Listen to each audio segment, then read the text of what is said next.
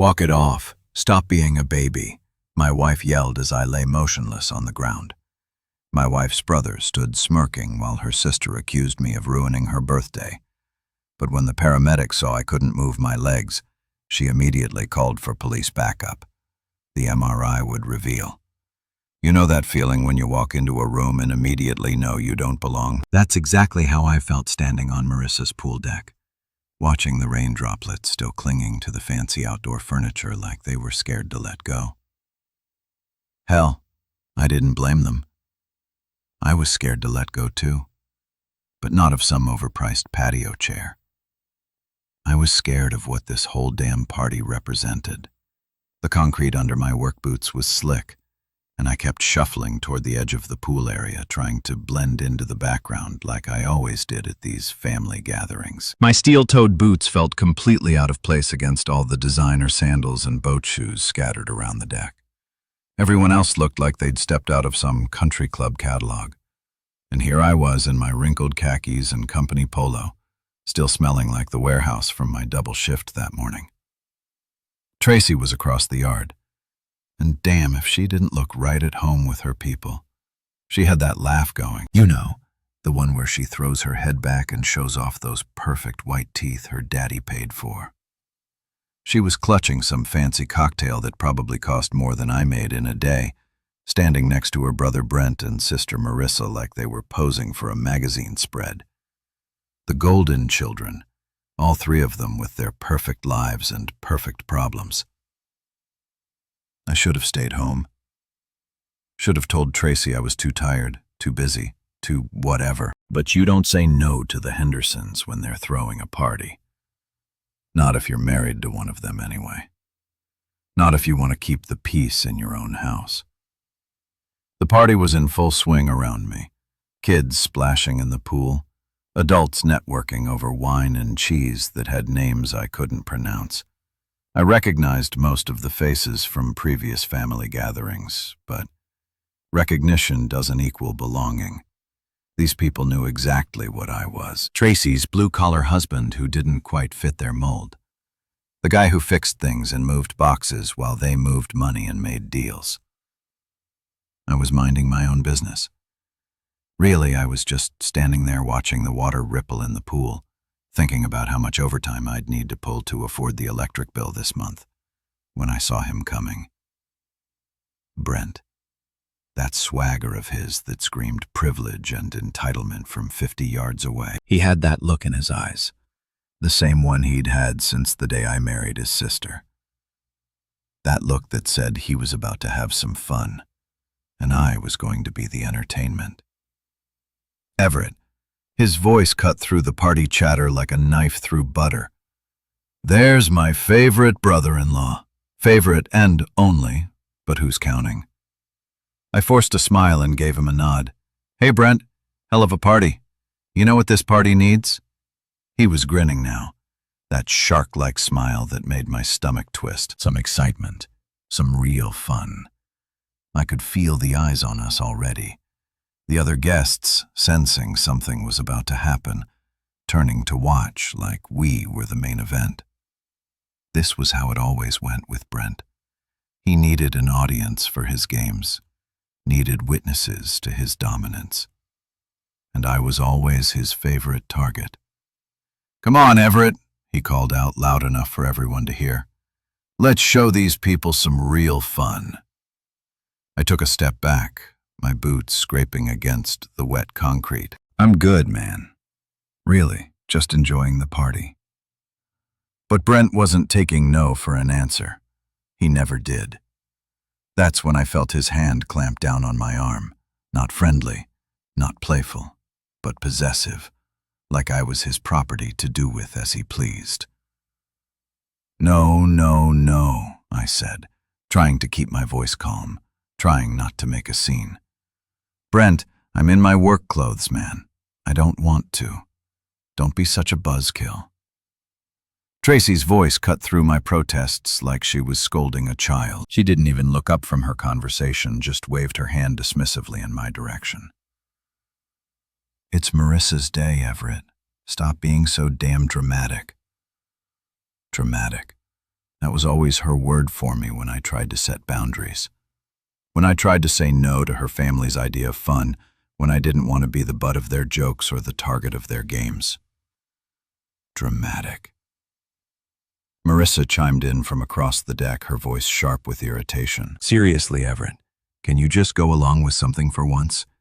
This is supposed to be my special day. The crowd was watching now, all of them waiting to see what would happen next, waiting to see if I'd be a good sport, or if I'd ruin the party with my drama. The pressure was suffocating, but it was familiar too. This was how it always went in Tracy's family. You played along with their games or you were the problem. Brent's grip tightened on my arm. See, even the birthday girl wants you to have some fun. Come on, little brother. Little brother. I was 34 years old, but to Brent, I'd always be the little brother who needed to be put in his place. The outsider who needed reminding of where he stood in the family hierarchy. Brent, please. I tried one more time, but my voice was drowned out by his laughter and the encouraging calls from the crowd. Someone shouted, "Do it." Someone else was already pulling out their phone to record whatever was about to happen. That's when Brent spun me hard like I was a toy, like I weighed nothing at all. The world tilted sideways and I felt my feet leave the ground. For a split second, I was airborne, completely at the mercy of momentum and gravity and Brent's idea of entertainment. I wasn't a child. I was a grown man with responsibilities and bills and a bad back from years of warehouse work. But in that moment, spinning through the air with the sound of laughter filling my ears, I felt as helpless as a kid being bullied on a playground. The edge of the pool was right behind me. I could see it rushing toward me as I spun. Could see the concrete steps that led down into the water. Hard, unforgiving concrete that didn't care about birthday parties or family dynamics or keeping the peace. This was supposed to be just a joke, right? Just Brent being Brent, just family fun that I'd laugh about later. That's what Tracy would say afterward. What they'd all say. Just harmless fun that went a little too far. But as I felt Brent's hands release me, as I felt myself falling backward toward those concrete steps, I knew this wasn't going to be funny at all. You ever have one of those moments where everything slows down like you're watching it happen to someone else?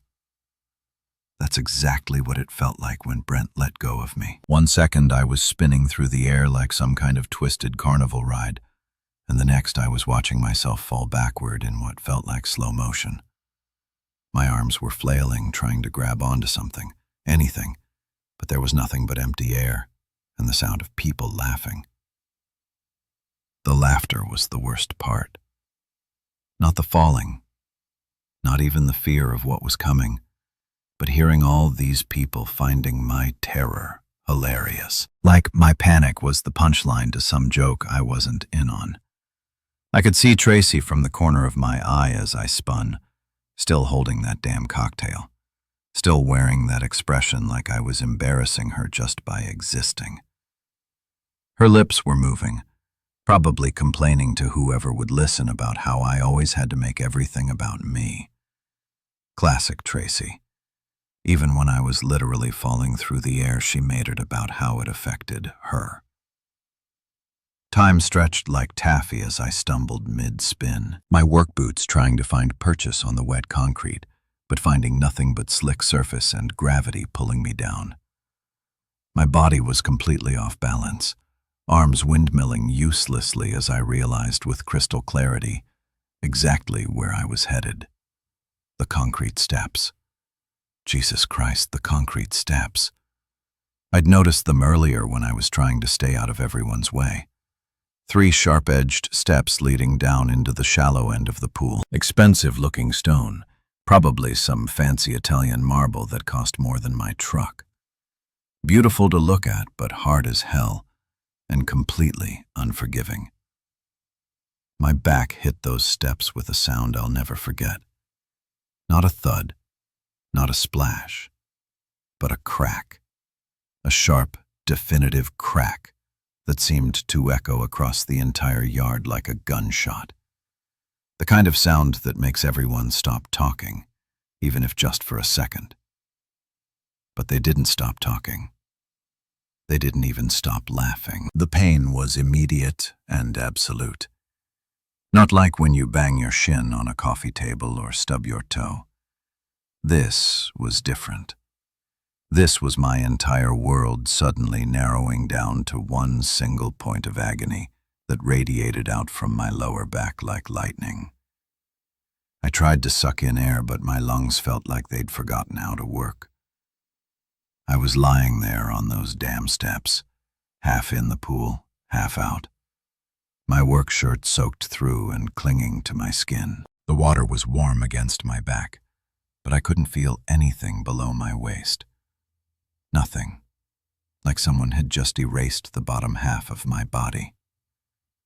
"Walk it off, Everett." Tracy's voice cut through the haze of pain and shock. She was actually shouting at me, her voice sharp with irritation and embarrassment. "You're embarrassing us. Don't be such a baby." A baby?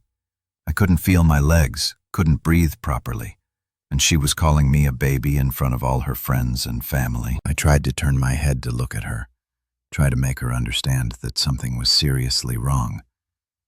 But she wasn't even looking at me. She was looking at her guests, probably trying to gauge how much damage control she'd need to do. Marissa's voice joined in from somewhere near the patio. "Of course," she said, her tone dripping with frustration. "Of course he pulls this drama on my birthday, my one special day. And he has to make it all about him. My one special day. Like I planned this. Like I'd asked Brent to grab me and throw me into her fancy pool steps just to steal her thunder. The absurdity of it would have been funny if I could feel anything below my waist. I tried to speak, tried to tell them that something was really wrong, but my voice came out as barely a whisper. "I can't move my legs." The words hung in the air for a moment, but nobody seemed to hear them over the sound of their own complaints and excuses. Brent was somewhere behind me, probably trying to figure out how to spin this into another joke. The other guests were starting to drift back to their conversations. The entertainment apparently over. But then everything changed. Samantha, one of Marissa's friends, who I'd barely noticed before, suddenly appeared beside me.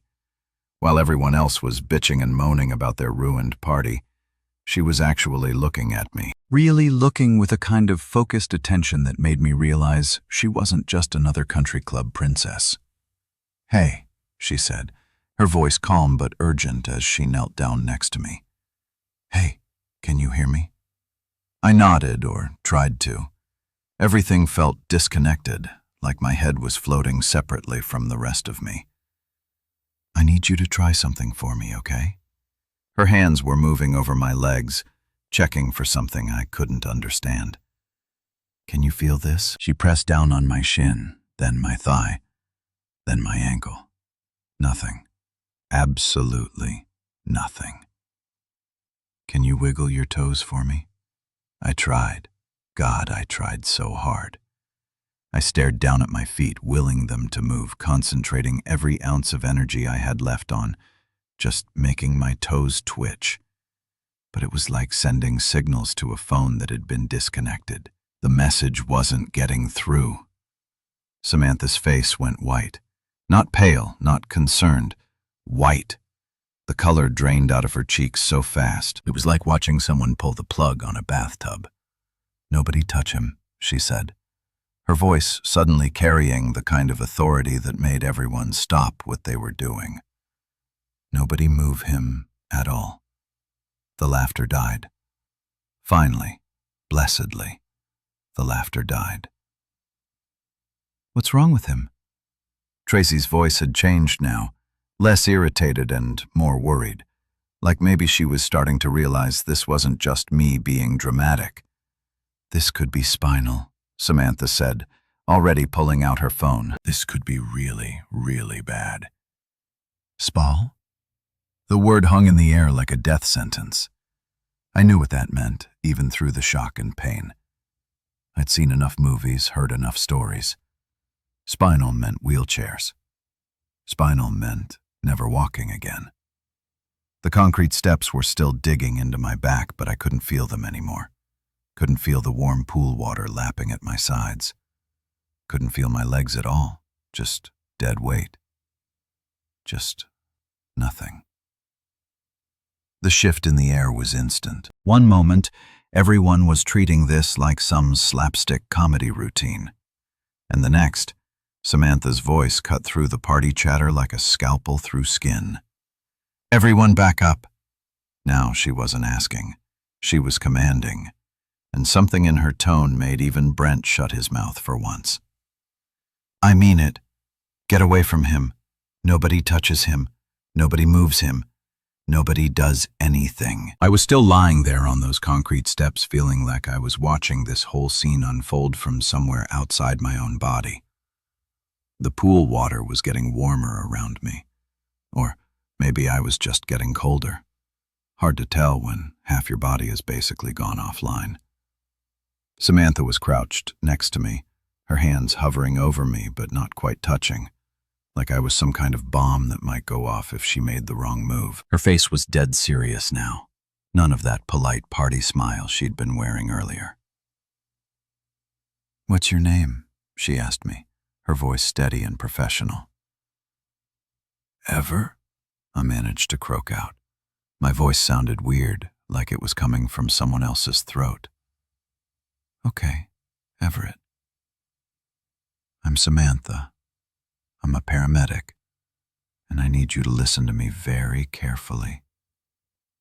You're going to be okay, but I need you to stay very, very still. Can you do that for me?" A paramedic? Thank God. Finally, someone who knew what the hell they were doing instead of just standing around making jokes about my pain. "Can you feel this?" She touched my leg again, pressing firmly against my calf. I stared down at her hand, willing myself to feel something, anything. But it was like watching someone touch a mannequin. I could see it happening, but there was no sensation, no connection between what my eyes were seeing and what my body should have been feeling. "No," I whispered. "Nothing." She nodded grimly and pulled out her phone, but before she could dial, Brent decided to open his big mouth again. "Come on, Sam," he said with that forced laugh. That meant he was starting to get nervous. "It was just horseplay, guys. Probably just winded, maybe pulled a muscle or something." Horseplay. Jesus Christ, he was still calling it horseplay. Samantha didn't even look at him. "Brent, I need you to shut up and step back right now." "Hey, there's no need to be. There's every need." Her voice was ice cold. "You just threw a grown man backward into concrete steps. He can't feel his legs.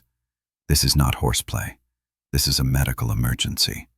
And if you don't get out of my way so I can help him, I'm going to have you arrested for interfering with medical care."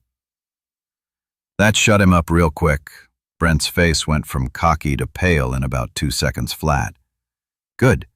Maybe now he was starting to understand that this wasn't just another one of his stupid pranks. Tracy, on the other hand, was still in full denial mode. She came stumbling over, that cocktail still clutched in her perfectly manicured hand, like it was some kind of security blanket. "Samantha, don't you think you're being a little dramatic?" She was using that voice, the one she used when she was trying to manage a situation without actually dealing with it. Everett's always been prone to, making things seem worse than they are. He's probably just tired from work. Tired from work? Like exhaustion was what made your legs stop working. "Ma'am," Samantha said without looking away from me, "your husband has suffered what appears to be significant spinal trauma. He has no sensation or movement in his lower extremities. This is not fatigue. This is not dramatics. This is a potential life-altering injury that requires immediate medical intervention." Life-altering injury. The words hit me like another punch to the gut. I knew it was bad, But hearing it spelled out like that by someone who actually knew what they were talking about made it real in a way it hadn't been before. Samantha was already dialing 911, holding the phone to her ear with one hand while keeping the other positioned near me, ready to stop anyone who might try to move me. "This is Samantha Rodriguez, off-duty paramedic," she said into the phone, her voice crisp and professional. "I need an ambulance at 1247 Oakwood Drive. Adult male, approximately 34 years old. Possible spinal cord injury following blunt force trauma to the lumbar region. Patient is conscious and alert, but reports complete loss of sensation and motor function in both lower extremities." The way she talked, so calm, so precise, it was both reassuring and terrifying at the same time. Reassuring because finally someone was taking this seriously. Terrifying because the clinical language made it sound even worse than I'd thought. "No, do not attempt to move the patient," she continued into the phone. Mechanism of injury was a backward fall onto concrete steps following forceful spinning motion. "Yes, I'll stay on the line." Tracy was starting to pace now, her heels clicking against the wet concrete like a metronome counting down to disaster. "This is ridiculous," she muttered loud enough for everyone to hear. "He's going to be fine. He's always fine. This is just Everett being Everett." But even as she said it, I could hear the doubt creeping into her voice. Maybe she was finally starting to realize that her husband lying motionless in a pool wasn't normal, even for me. Marissa was standing off to the side, arms crossed, looking like someone had just canned Christmas. "I can't believe this is happening at my party," she said to no one in particular. "This was supposed to be perfect." Perfect, right? Because my potential paralysis was really just an inconvenience to her birthday celebration. The other guests were starting to cluster together in small groups, whispering among themselves and shooting glances in my direction. Some looked concerned. Others just looked uncomfortable, like they weren't sure whether they should leave or stick around for the drama. "How long for the ambulance?" I asked Samantha, surprised by how weak my voice sounded. 5 minutes, maybe less," she said, covering the phone's mouthpiece. "They're sending a full crew with spinal immobilization equipment. You're going to be okay, Everett. We're going to take good care of you." 5 minutes. In 5 minutes, this would all become real in a way that couldn't be denied or explained away. In 5 minutes, the ambulance would show up and everyone would have to admit that this wasn't just me being dramatic or attention-seeking or whatever the hell they'd convinced themselves it was. I could already hear the sirens in the distance getting louder by the second. The sound of my life changing forever. One wail at a time. The sirens got louder until they were right on top of us, then suddenly cut out, leaving this weird silence that felt heavier than all the noise that had come before.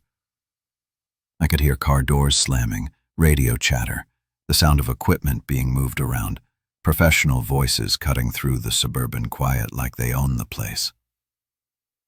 First through the gate was Officer Riley. I could see his name tag when he knelt down next to Samantha. Big guy, probably in his 40s, with the kind of calm demeanor that comes from seeing too much to get rattled by anything. His uniform was crisp, his badge polished, and he had that cop look in his eyes, the one that misses nothing and judges everything. "What do we have here?" he asked Samantha, but his eyes were already scanning the scene, taking in the wet concrete, the pool, the crowd of overdressed people standing around looking uncomfortable. "At Mail, spinal trauma from a fall," Samantha said, still in full professional mode. "Witnessed event. No sensation or movement below the waist." Riley nodded and pulled out a small notebook. "And you are?" "Samantha Rodriguez, paramedic with Metro West. I'm off duty, but I was here when it happened."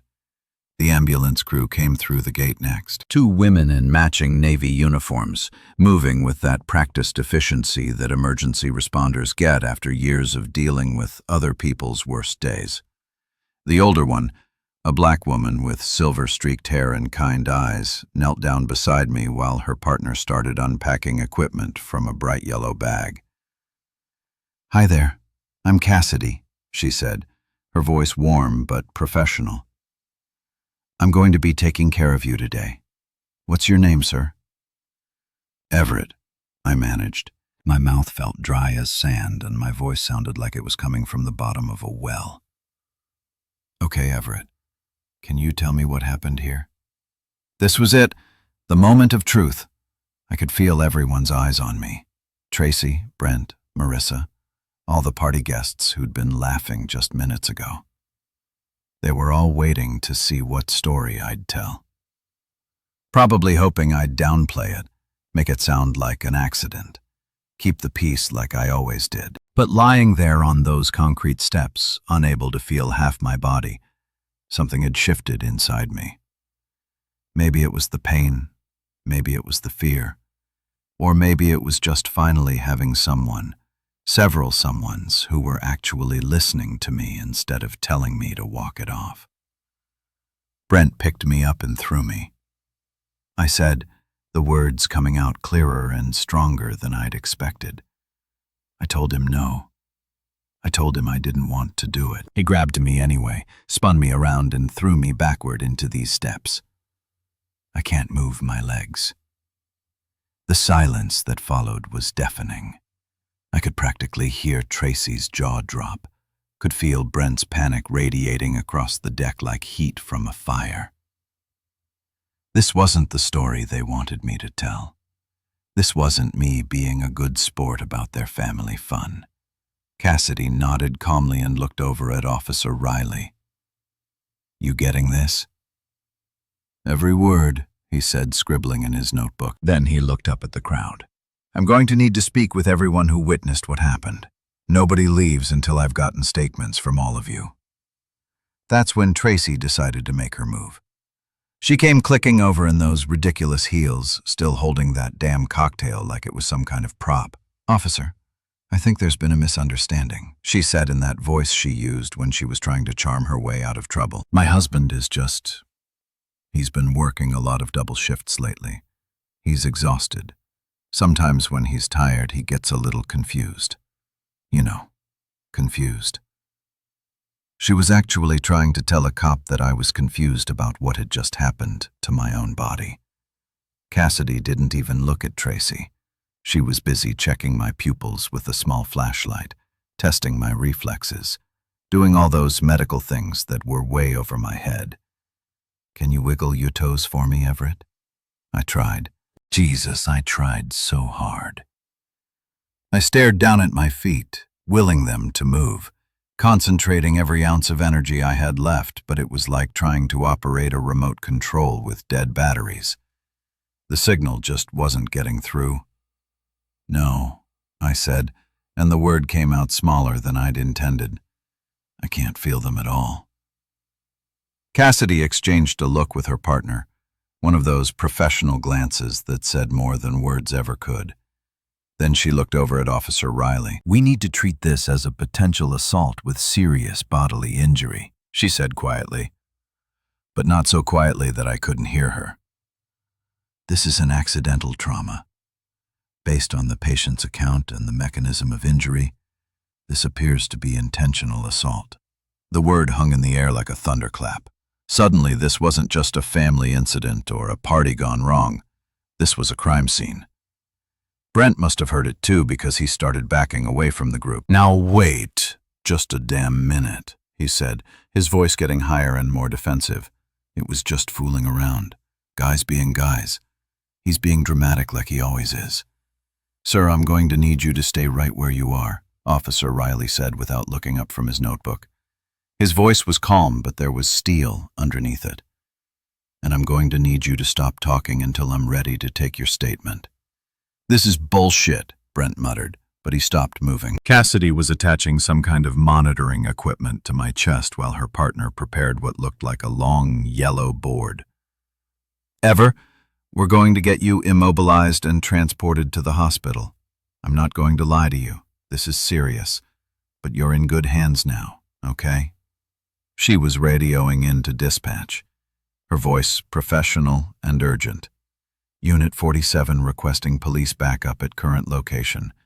Suspected assault with bodily injury. Patient is a 34-year-old male with apparent spinal cord trauma following alleged physical assault.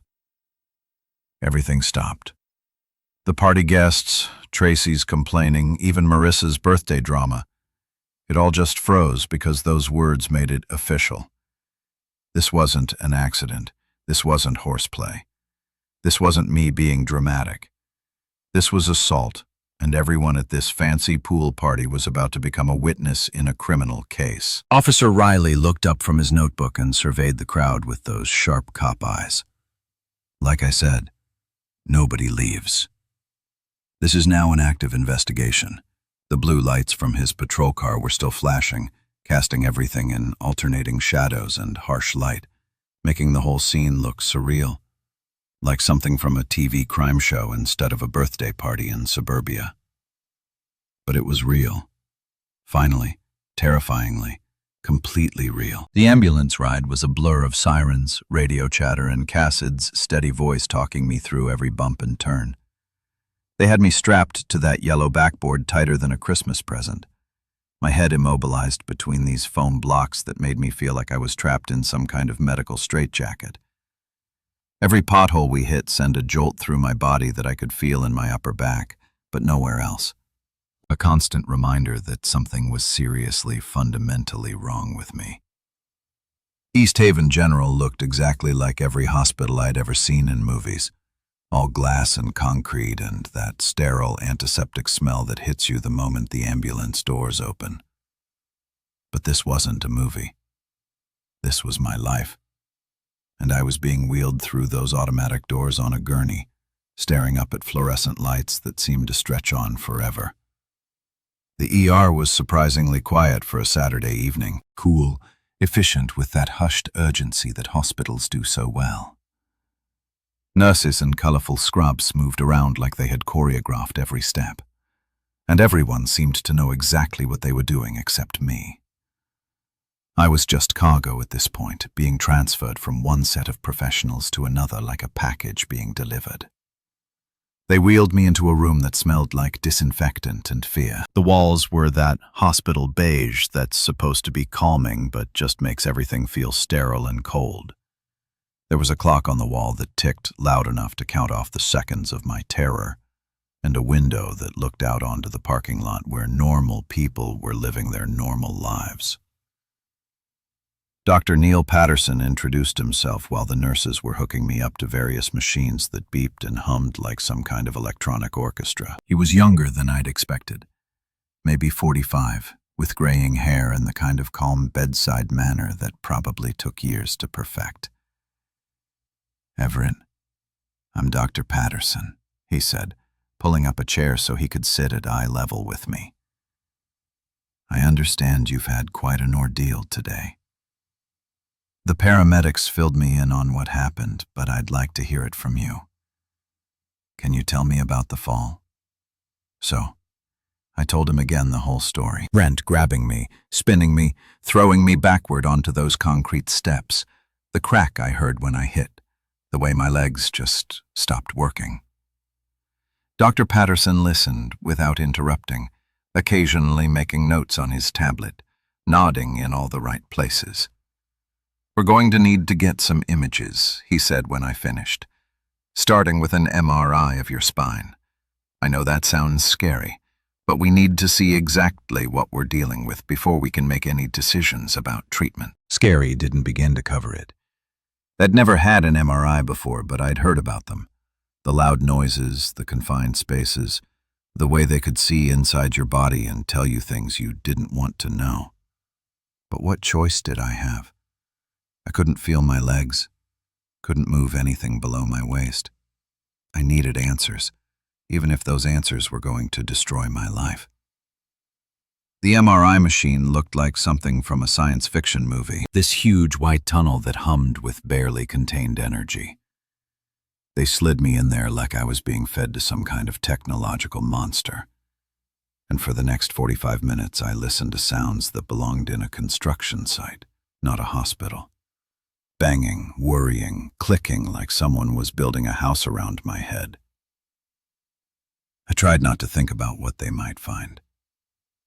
Tried not to imagine the worst-case scenarios that kept playing in my head like a broken record. Wheelchair, paralysis, never walking again, never being able to work, to support myself, to be anything other than a burden.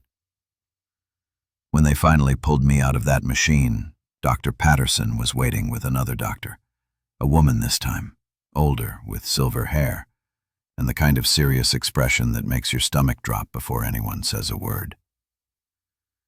"Everett, this is Dr. Celeste Warren. Dr. Patterson said she's our spine specialist and she's been reviewing your images." Dr. Warren pulled up a chair on the other side of my bed and opened a tablet that showed what looked like cross-sections of my back. Black and white images that meant nothing to me, but apparently told her everything she needed to know. "Everett," she said, her voice gentle but direct. "You have a fresh fracture in your lumbar spine, specifically at the L2 vertebra. That's what's causing your current symptoms." A fracture? I'd broken my back. The words hit me like another fall, another crack against concrete. But Dr. Warren wasn't finished. However, that's not all we found.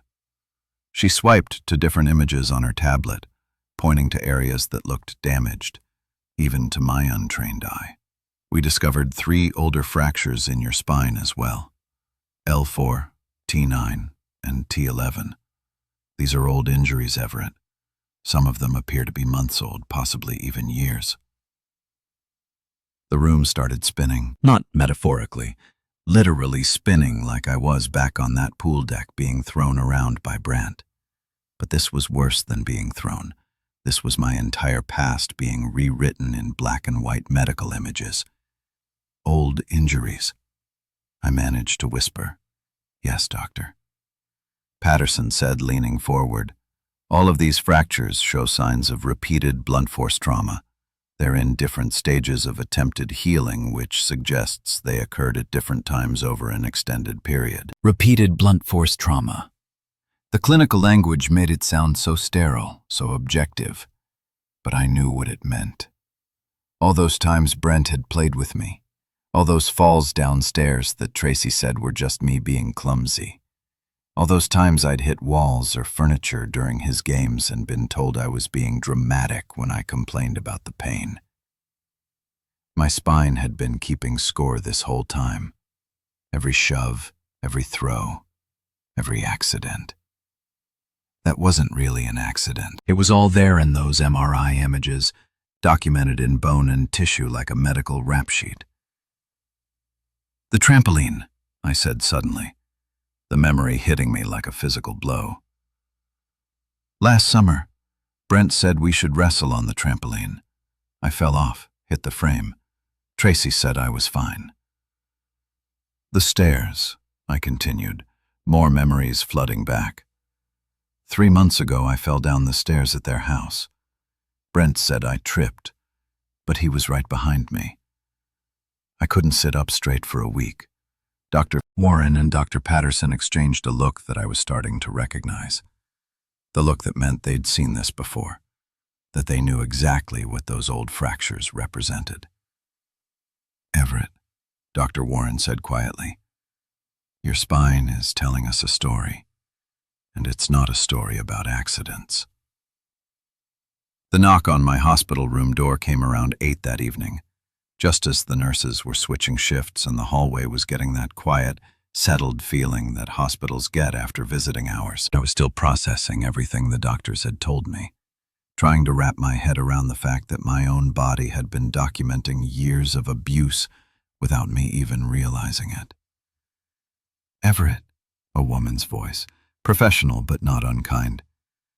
"I'm Detective Annika Ford with the Metro Police Department. Mind if I come in?"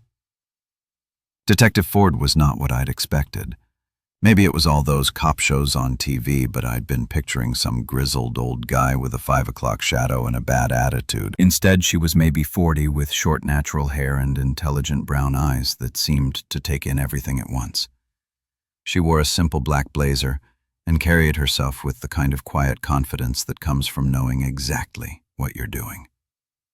"Officer Riley asked me to follow up on what happened at the party today," she said, pulling up the visitor's chair and settling in like she had all the time in the world. "How are you feeling?" "Like I got hit by a truck," I said, which was probably the most honest thing I'd said all day. Except the truck's name was Brent, and apparently it's been hitting me for years. She smiled at that. Not a happy smile, but the kind of smile that said she'd heard worse stories and wasn't shocked by mine. "I've been doing this job for 15 years, Everett. I've seen a lot of things. What I'm seeing here tonight is a pattern, and patterns tell stories." She pulled out a tablet and opened what looked like a video file. "Before we get into the details, I want to show you something. One of the guests at the party recorded what happened. Are you up for watching it?" I nodded, even though part of me didn't want to see it. Didn't want to watch my own humiliation and pain played back in high definition. But another part of me, the part that had been called dramatic and attention-seeking for years, needed to see the proof. The video was shaky, obviously shot on someone's phone, but it captured everything. There I was, standing by the pool in my work clothes, clearly trying to stay out of the way. You could see me backing up when Brent approached, could hear me saying no, could see the exact moment when he grabbed my arm. "Anyway, let's show the guests some fun." Brent's voice was crystal clear on the recording, loud and boisterous, like he was performing for an audience. Then came the spin. Watching it from the outside was somehow worse than living it. I could see how helpless I looked, how completely at Brent's mercy. The way he threw me wasn't playful. It was violent, deliberate, like he was trying to hurt me and didn't care who saw it. The crack when I hit those concrete steps was audible even through the phone's tiny speaker, sharp and final, like a gunshot. And then came the worst part, the laughter.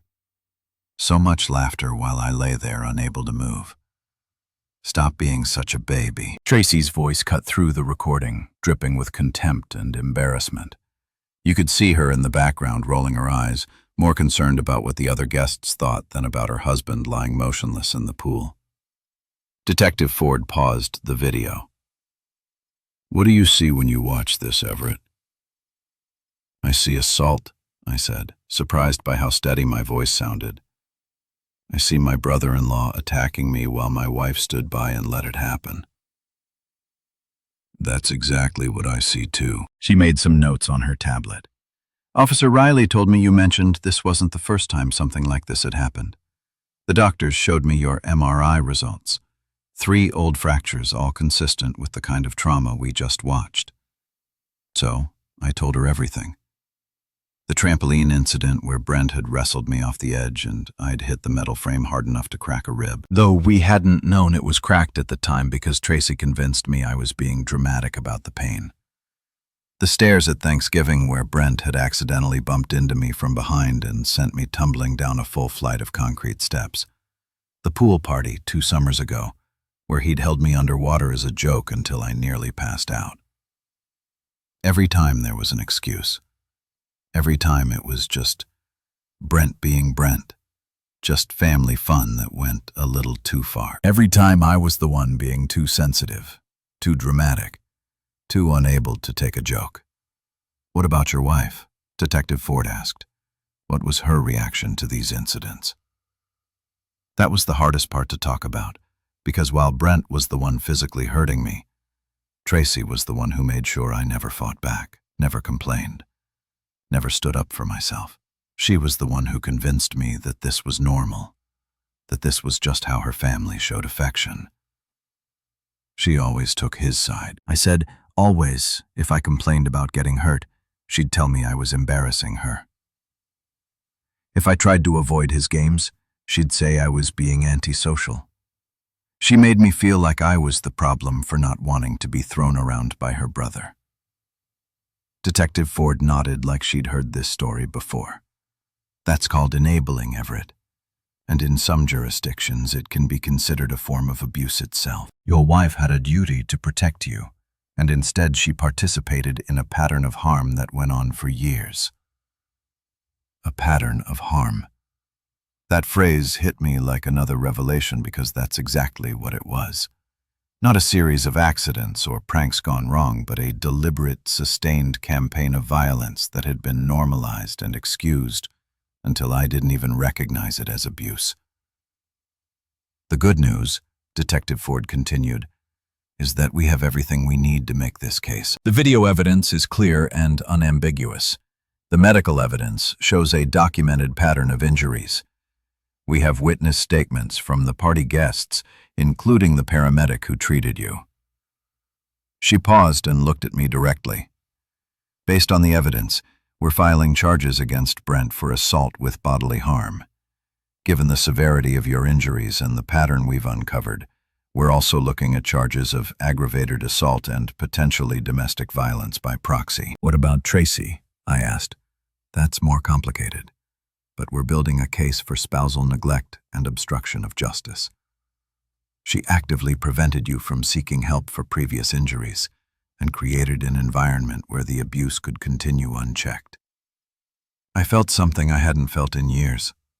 Validation. Someone with authority was finally telling me that what had happened to me was wrong, that I wasn't being dramatic or oversensitive, that I deserved better than being used as entertainment by my wife's family. What happens now? I asked. Detective Ford closed her tablet and stood up.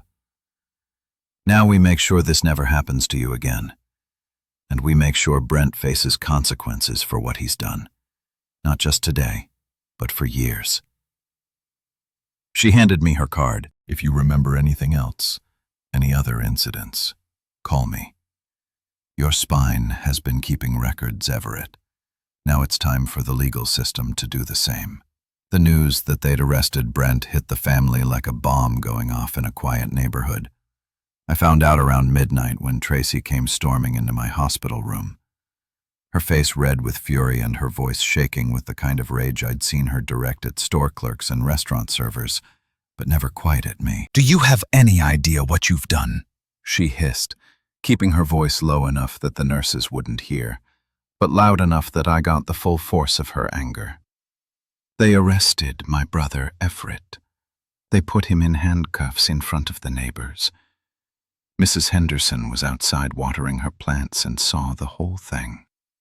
Mrs. Henderson.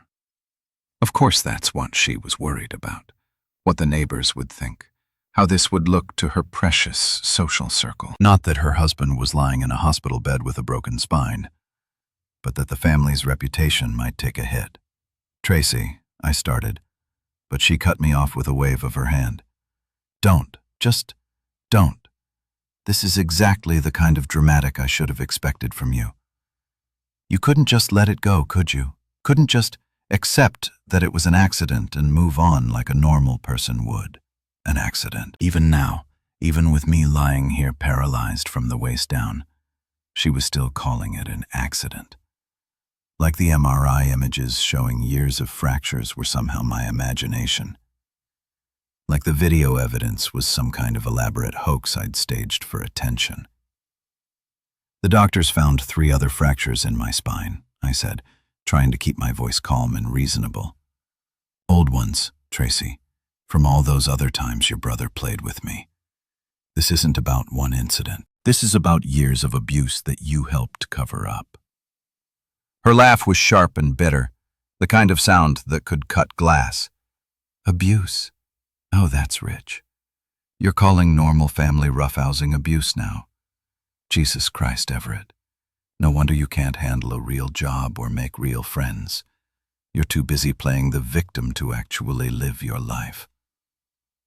There it was, the same pattern that had kept me trapped for years, turning my pain into my failure, making my injuries into character flaws, making me the problem for getting hurt, instead of addressing the person who was doing the hurting. But something was different now. Maybe it was the painkillers. Maybe it was finally having medical professionals and law enforcement take me seriously. Or maybe it was just that I'd hit rock bottom and had nowhere left to fall. Whatever it was, I found myself speaking up in a way I never had before. He threw me into concrete steps, Tracy, on purpose, and you stood there and watched it happen. You told me to walk it off when I couldn't feel my legs. What kind of wife does that? The kind of wife who's married to a man who makes everything about himself, she shot back. Do you know what this is going to do to my family, to my career? I work in public relations, Everett. How do you think it's going to look when people find out my husband is pressing charges against my brother for playing around at a family party? Her career, her family, her reputation. Not once in this entire conversation had she asked how I was feeling, whether I was in pain, what the doctors had said about my prognosis. It was all about her and how my injury was inconveniencing her life. That's when Officer Riley appeared in the doorway, his expression grim. Mrs. Henderson, I need to speak with you. Tracy turned toward him with that fake smile she used on authority figures, the one that said she was a reasonable person who could surely work out any misunderstanding. Officer, I think there's been some confusion about what happened today. My husband tends to exaggerate. Ma'am, you're under investigation for spousal neglect and obstruction of justice, Riley said, cutting through her charm offensive like a knife through butter. Detective Ford has been reviewing the case, and your behavior both today and over the past several years suggests a pattern of enabling abuse and preventing your husband from seeking appropriate medical care.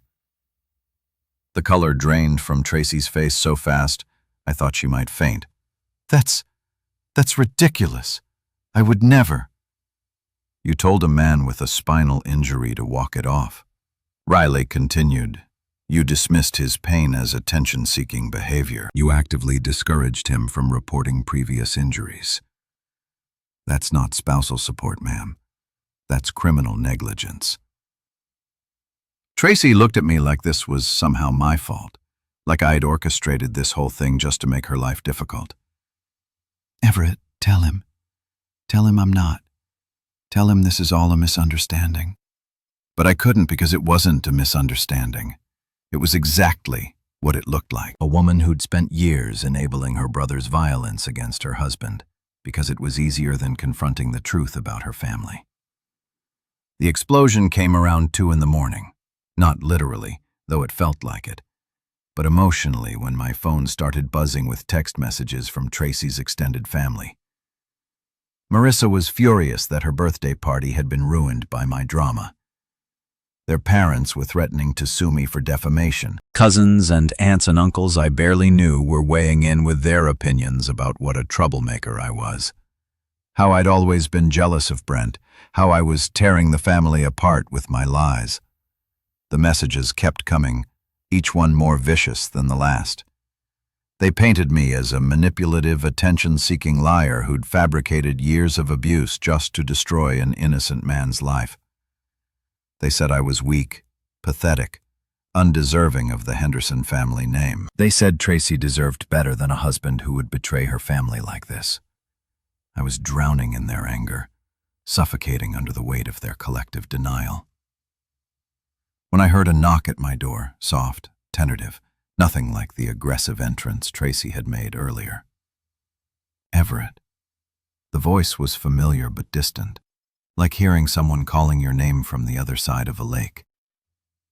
It's Talia, my sister. I hadn't seen Talia in almost 2 years. Not since Tracy had convinced me that she was jealous of our marriage and trying to cause problems between us. Looking back now, I realized that Tracy had been systematically isolating me from anyone who might have questioned what was happening to me. Talia stepped into the room cautiously, like she wasn't sure she'd be welcome.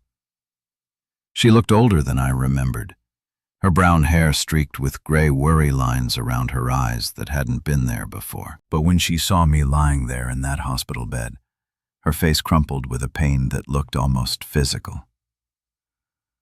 "Oh, Everett," she whispered, and suddenly she was beside my bed, taking my hand in both of hers. I heard what happened. I came as soon as I could. "Talia," I said, And to my surprise, my voice came out cracked and broken. I'm so sorry for everything. For staying away. For not calling for. Stop, she said firmly. You don't apologize to me. I should have tried harder to stay in touch. I should have seen what was happening. I always knew something was off about Tracy, about that whole family, but I didn't know how bad it was. She pulled her chair closer to my bed and leaned forward, her eyes intense and focused. I want you to know something, Everett. I never stopped loving you. I never stopped worrying about you. And I never believed for 1 second that you deserved the way they treated you. For the first time in years, maybe for the first time since I'd married Tracy, someone from my family was telling me that I mattered, that I was worth protecting, that I deserved better than what I'd been getting. And for the first time since this whole nightmare started, I cried. The surgery came 3 days later. Dr. Warren explained it like she was talking about fixing a car engine, rods and screws and fusion procedures that would stabilize my spine and hopefully give me the best shot at walking again. Best shot being the operative phrase, because nobody could promise me anything except pain and a long road to recovery. I woke up from the anesthesia feeling like I'd been hit by that same truck all over again. Except this time it had backed up and run me over a few more times for good measure. The incision in my back felt like someone had taken a blowtorch to my spine. And the drugs they gave me for the pain made everything fuzzy and distant, like I was watching my life happen to someone else. But the worst part wasn't the physical pain. It was the fear. Every day I'd stare down at my legs under those hospital blankets and will them to move, to twitch, to give me some sign that the surgery had worked. Some days I swore I could feel something, a tingling or a twinge, but the doctors warned me that phantom sensations were common and didn't necessarily mean anything. That's when Dr. Amelia Rojos entered my life like a drill sergeant in scrubs. She was maybe 5 feet nothing, but carried herself like she could bench press a pickup truck with graying hair pulled back in a no-nonsense ponytail, and the kind of direct stare that made you sit up straighter even when you were lying flat on your back. Everett, she said on our first day, I'm your physical therapist, and I'm going to tell you something right now that might piss you off. This is going to be the hardest thing you've ever done in your life. There are going to be days when you want to quit, when you want to give up and accept that this is as good as it gets. But I'm not going to let you. She was right about it being hard. Jesus Christ, was she right. The first week, all we did was try to get me sitting up without passing out. My balance was shot. My core strength was non-existent, and every movement felt like my spine was being twisted with a wrench. I threw up twice the first day just from the effort of staying upright. Your body remembers pain, Dr. Rojos would say during the sessions that left me sweating and shaking. Now we need to teach it to remember strength. Meanwhile, Dr. Priya Jain was working on my head while Dr. Rojos worked on my body. She was younger than I'd expected for a trauma counselor, maybe 35, with kind eyes behind wire-rimmed glasses, and a voice that made you feel like you could tell her anything. You weren't weak, she told me during one of our sessions. You were systematically manipulated to believe you deserved the treatment you received. That's not weakness, Everett. That's psychological abuse. And it's just as real as the physical injuries. She helped me put words to things I'd never been able to articulate. The way Tracy would gaslight me into thinking my pain wasn't real. The way Brent's games always seemed to escalate when I tried to set boundaries. The way the whole family would close ranks and make me feel crazy for objecting to behavior that any normal person would recognize as abusive. The breakthrough came 6 weeks after surgery.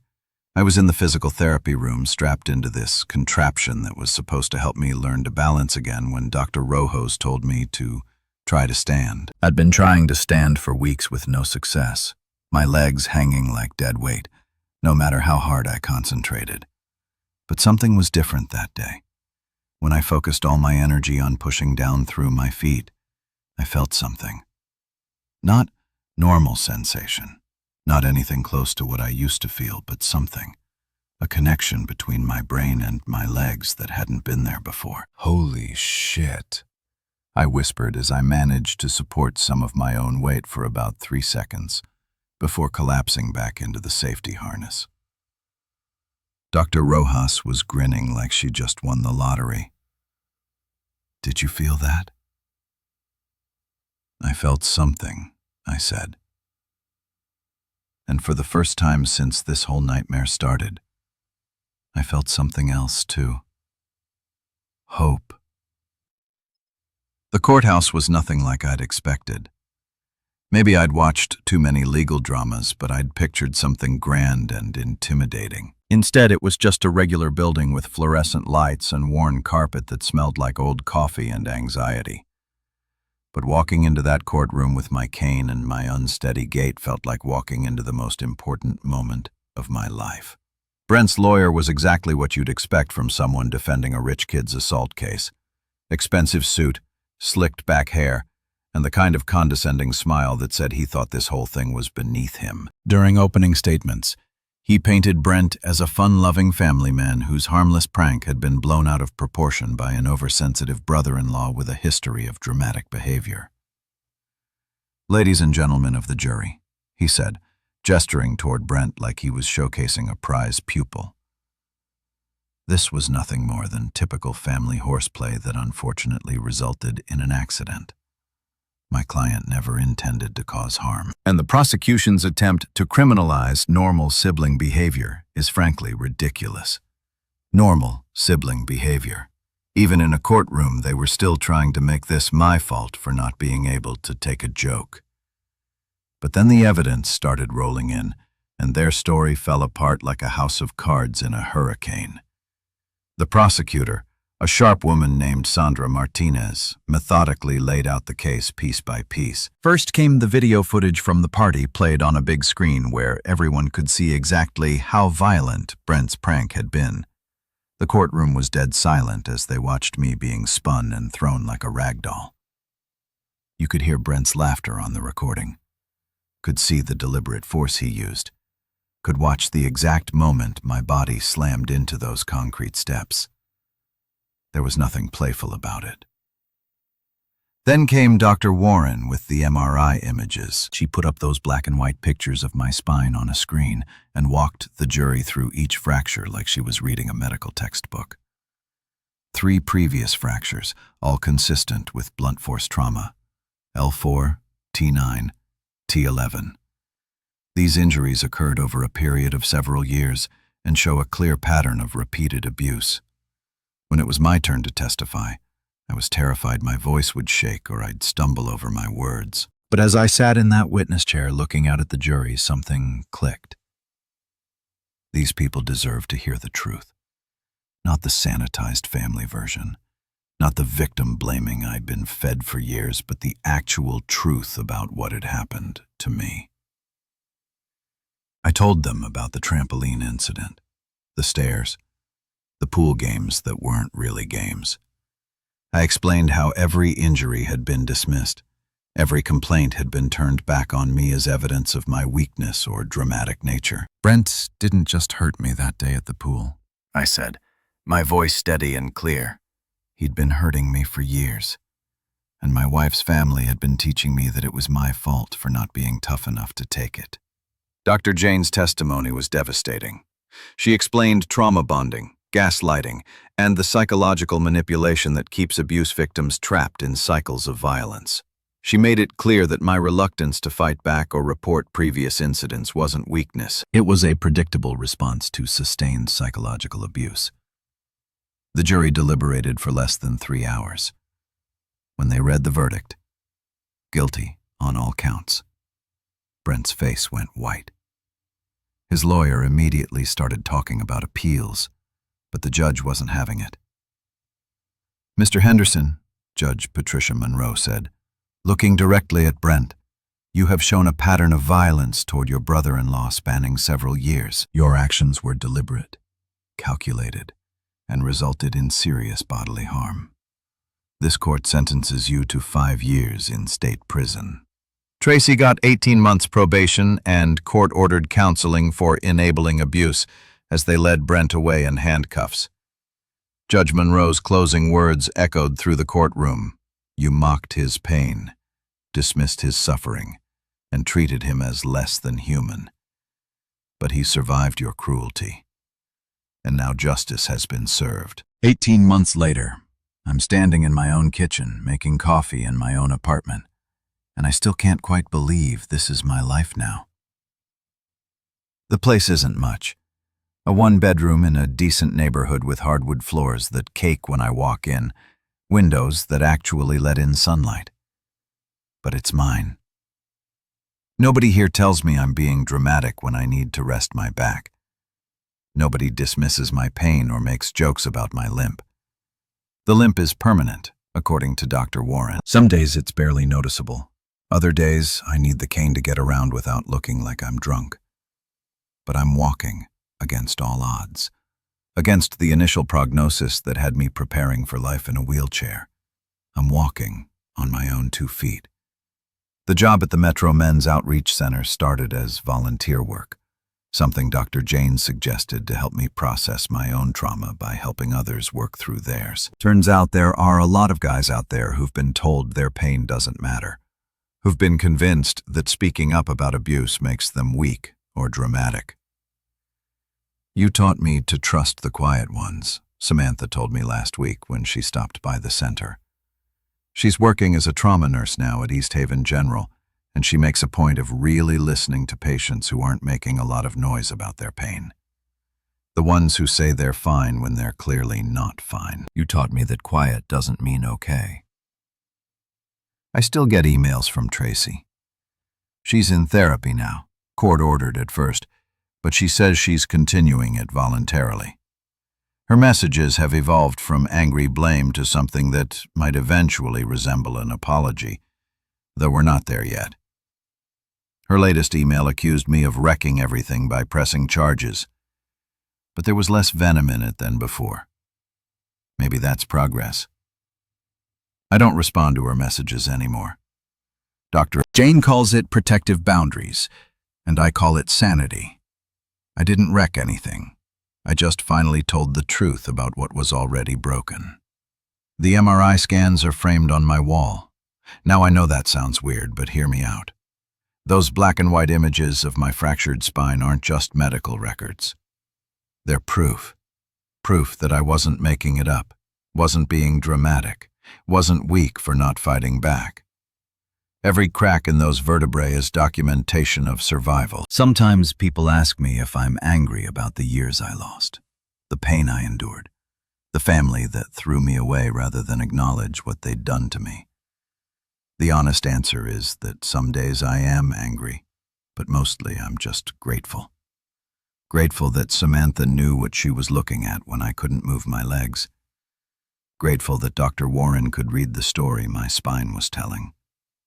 Grateful that Detective Ford believed me when I finally found the courage to speak up. I was told to walk it off, to stop being a baby, to quit making everything about me.